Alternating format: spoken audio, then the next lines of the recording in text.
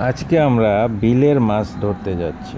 ধরতে না, আসলে কিনতে যাচ্ছি। ধরা হচ্ছে, ধরে রেখে দিয়েছে আমাদের যারা বিল সেচে, তারা ধরে রেখে দিয়েছে। আমরা সেগুলা দেখে দেখে কিনতে যাচ্ছি। এখানে অনেক ধরনের মাছ আছে, সবই দেশি মাছ। আর এখন আমরা বিলের মধ্য দিয়ে যাচ্ছি। এই বাতরের দুই পাশ দিয়ে হচ্ছে বিল। এগুলো সিঁচা শেষ, সিঁচে সিঁচে তারা ধান গাছ লাগিয়ে দিয়েছে। শীতের শুরু, তাই ওই যে সামনে কুয়াশা পড়ছে, কত সুন্দর দেখা যাচ্ছে দৃশ্যটা।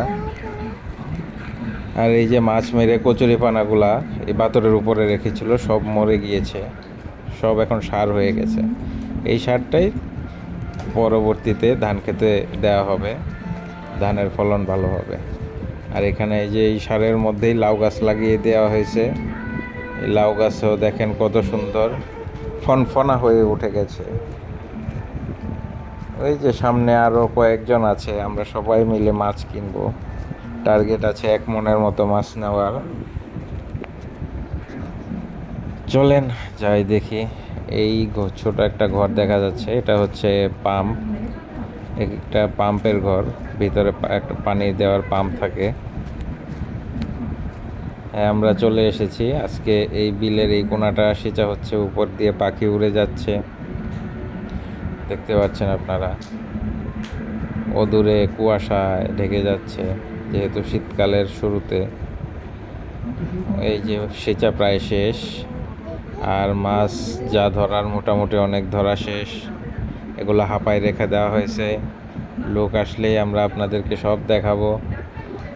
আর দেখেন, সব বিল সিঁচা হয়েছে এবং ধান গাছ লাগিয়ে দেওয়া হয়েছে। কত সুন্দর একটা ভিউ।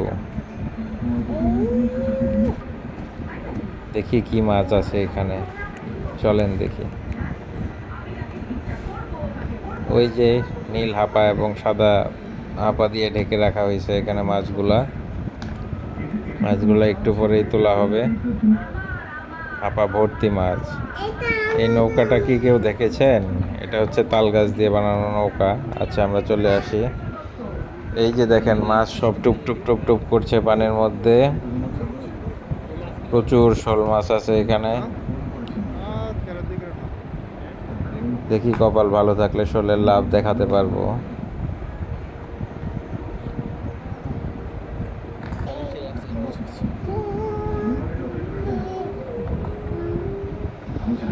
না, শোল এখনো নড়াচড়া দেয় নাই, নামতে গেলেই নড়াচড়া শুরু করবে।